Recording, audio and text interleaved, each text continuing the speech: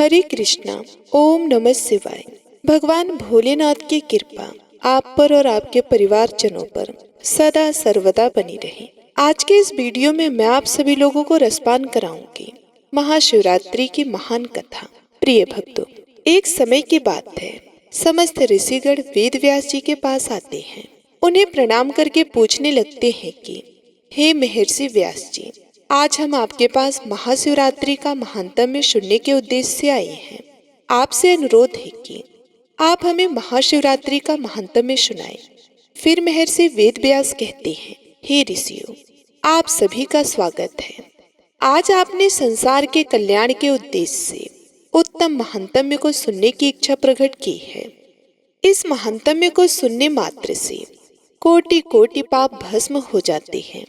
इस महात्म्य का श्रवण करने वाला कभी दरिद्र नहीं रहता है, उसकी समस्त मनोकामनाएं पूर्ण होती हैं।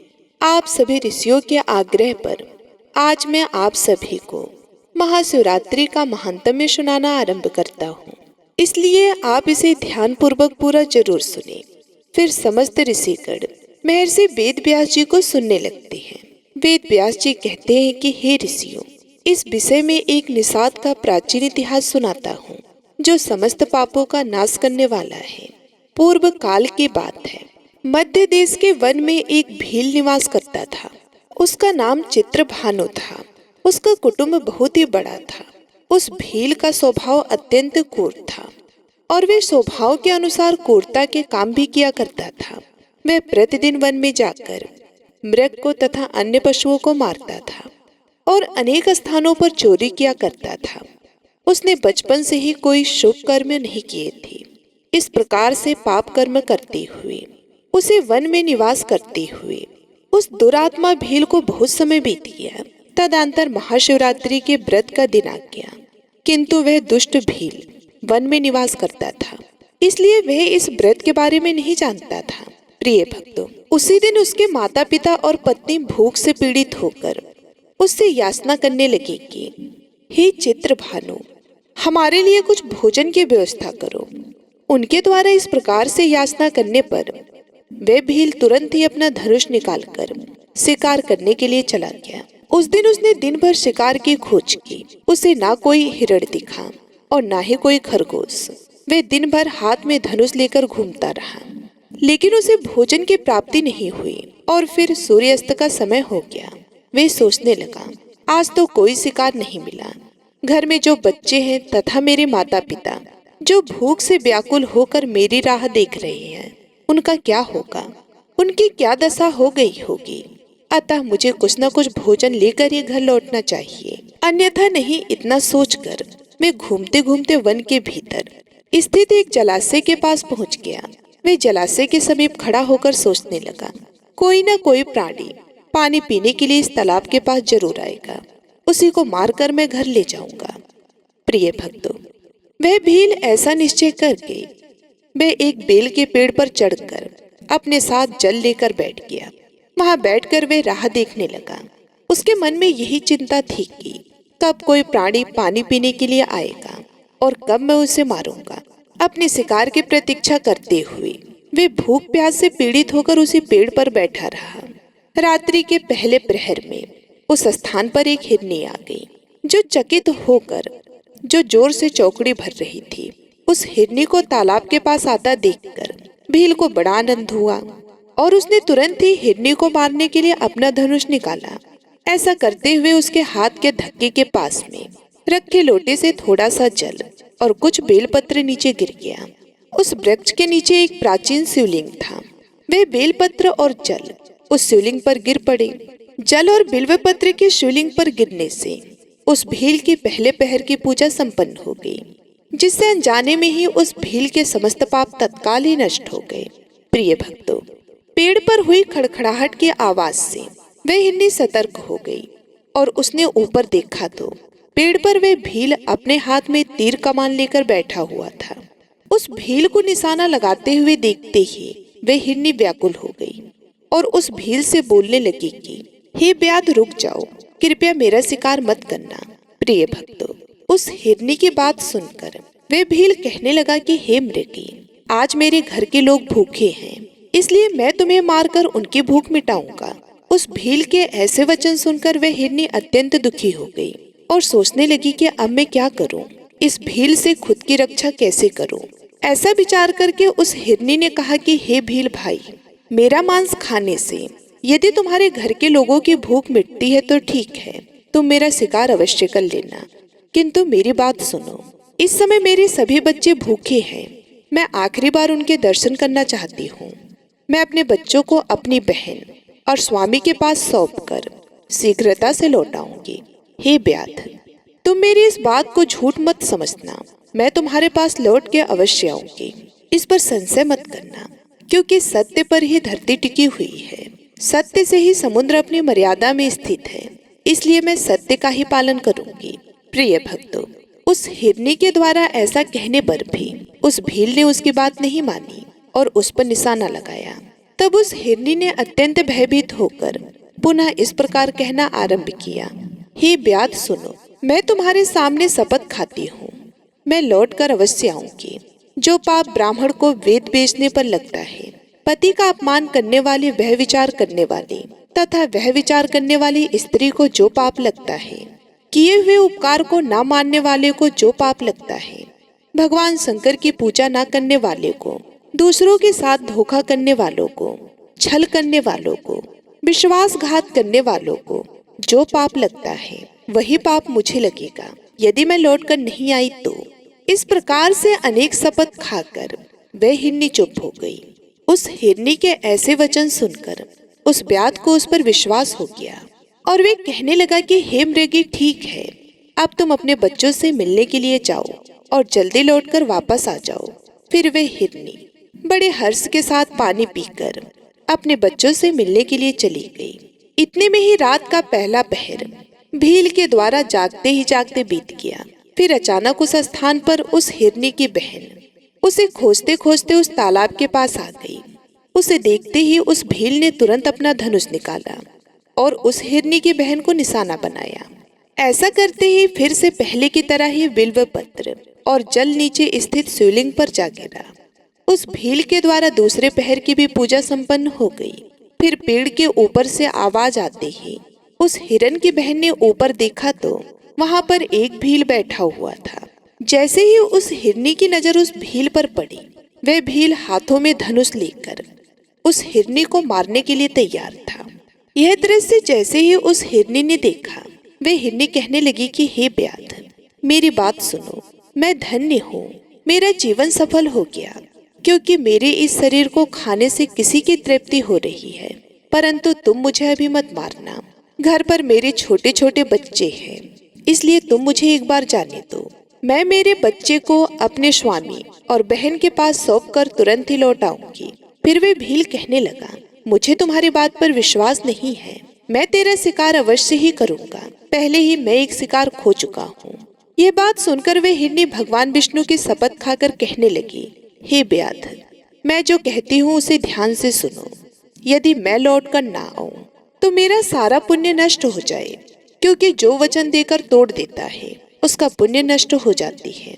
जो पुरुष अपनी पत्नी को त्याग कर दूसरी स्त्री के पास जाता है, जो भगवान विष्णु का भक्त होकर भी शिव जी की निंदा करता है, जो अपने माता पिता का श्राद्ध नहीं करता, ऐसे लोगों को जो पाप लगता है वही पाप मुझे लगे यदि मैं लौट कर नहीं आई तो। प्रिय भक्तों, उस मृगी की बात सुनकर उस भील को बड़ी दया आ गई और वे कहने लगा कि हे मृगी, ठीक है, तुम जाओ और शीघ्रता से लौट कर आओ। फिर वे हिरनी की बहन भी जल पीकर अपने बच्चों से मिलने के लिए चली गई। इतने में ही रात का दूसरा पहर जागते ही जागते उस भील ने बिता दिया। फिर रात्रि के तीसरे पहर का आरंभ हुआ। वह उन दोनों हिरनियों के लौटने का इंतजार करने लगा, लेकिन उन दोनों में से कोई भी नहीं आई। फिर उसने देखा कि एक हिरण उस मार्ग से आ रहा है। वह बड़ा ही हष्ट-पुष्ट था। उस हिरण को देखते ही भील को बड़ा हर्ष हुआ और उसने धनुष पर तीर चढ़ाया और निशाना लगाया। ऐसा करते समय फिर से थोड़ा सा जल और बिल्व पत्र नीचे शिवलिंग पर गिर पड़े। उससे भगवान शिव की तीसरे पहर की भी पूजा संपन्न हो गई। पेड़ के ऊपर से पत्तों की आवाज आते ही उस हिरण ने ऊपर की ओर देखा तो वह भील पेड़ पर बैठा हुआ था। उस भील को देखते ही वह हिरण घबरा गया और बोलने लगा कि हे व्याघ्र, क्या कर रहे हो? रुक जाओ। भील कहने लगा, मैं अपने परिवार के लिए भोजन की तलाश में हूँ, इसलिए अब मैं तुम्हारा शिकार करने जा रहा हूँ। भील की बात सुनकर वह हिरण कहने लगा कि हे व्याध भाई, अगर तुमने यहाँ पर आई हुई मेरी दोनों पत्नियों को मार डाला है तो बिना विलंब किए तुम मेरे भी प्राण ले लो, क्योंकि उनके बगैर मैं जीवित नहीं रह सकता। जिस प्रकार से तुम्हारे लिए तुम्हारा परिवार महत्वपूर्ण है, उसी प्रकार से मुझे भी मेरा परिवार अत्यंत प्रिय है। यदि तुमने उन्हें जीवन दान दिया है तो मुझे कुछ समय के लिए जाने दो, मैं अपनी पत्नियों से मिलकर लौटकर वापस आ जाऊंगा। उस हिरण की ऐसी बात सुनकर उस भील को बड़ा विस्मय हुआ। उसके मन में रात भर का सारा घटनाक्रम घूमने लगा।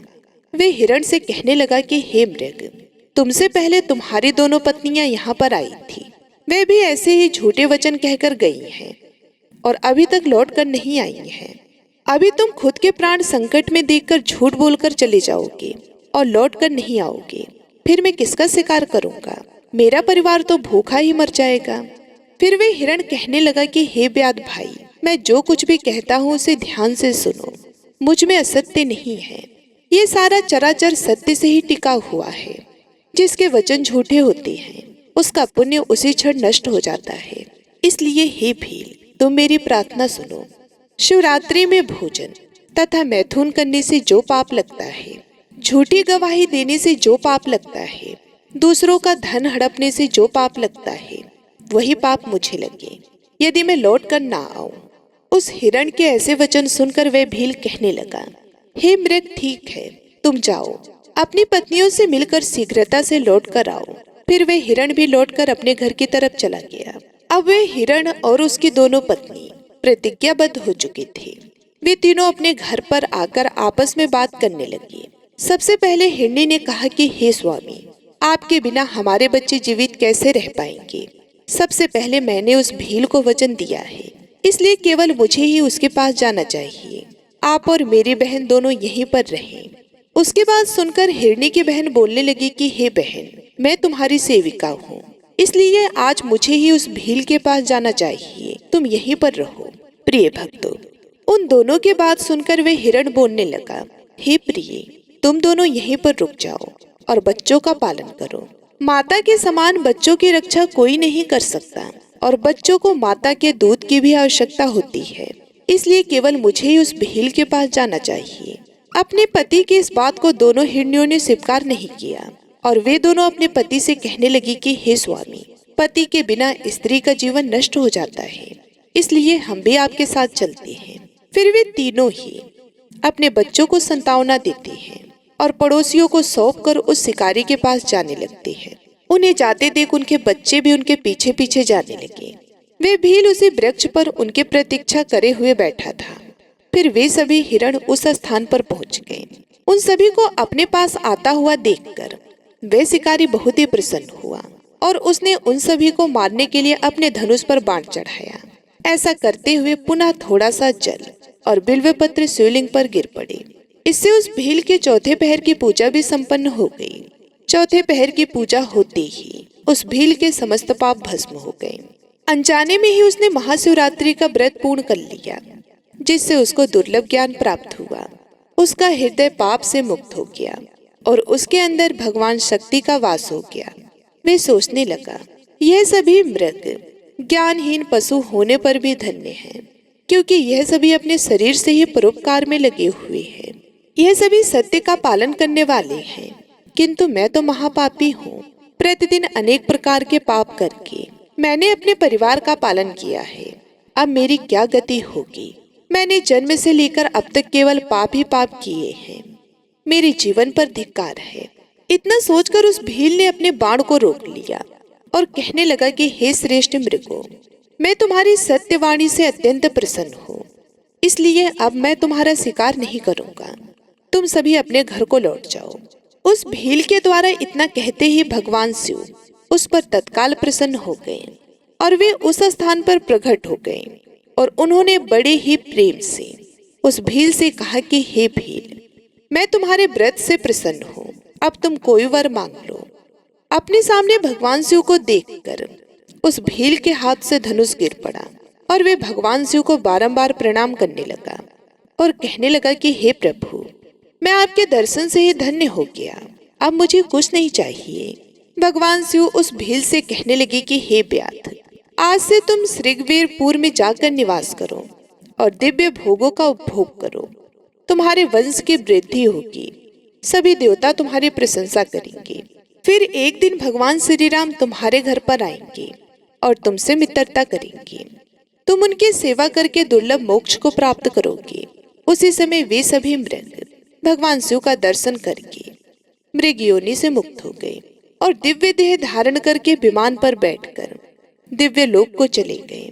तभी से उस पर्वत पर भगवान शिव व्यादेश के नाम से प्रसिद्ध हुए, जो दर्शन और पूजन करने पर तत्काल भोग और मोक्ष प्रदान करने वाले हैं। महर्षि व्यास कहने लगे कि हे ऋषियों, इस प्रकार से अनजाने में ही महाशिवरात्रि का व्रत करने के कारण उस भील को भगवान शिव की कृपा प्राप्त हुई। संपूर्ण शास्त्रों में महाशिवरात्रि के व्रत को सर्वोत्तम कहा गया है। इस प्रकार से मैंने आप सभी को महाशिवरात्रि के व्रत का महात्म्य सुना दिया है। फिर सभी ऋषि महर्षि मुनि व्यास जी को प्रणाम करके कहने लगे कि हे प्रभु, आपने महाशिवरात्रि व्रत की कथा को सुनाकर हम पर बहुत बड़ी कृपा की है। इसके लिए हम समस्त ऋषिगण आपका तहे दिल से धन्यवाद करते हैं। और वे ऋषि महर्षि वेद व्यास को प्रणाम करके अपने अपने स्थान को चले गए। तो प्रिय भक्तों, यह थी महाशिवरात्रि के व्रत की कथा। इस कथा को पूरा सुनने के लिए आप सभी का धन्यवाद। ये कथा आपको कैसी लगी कमेंट करके अवश्य बताएं। यदि वीडियो अच्छी लगी हो तो वीडियो को लाइक करके चैनल को सब्सक्राइब कर लें और कमेंट बॉक्स में हर हर महादेव जरूर लिखें। भगवान भोलेनाथ आपकी समस्त मनोकामनाओं को पूर्ण करें और आपके ऊपर अपनी दया दृष्टि बनाकर रखें। इसी कामना के साथ मैं आप सभी लोगों से विदा लेती हूँ। तब तक के लिए नमस्कार। ओम नमः शिवाय।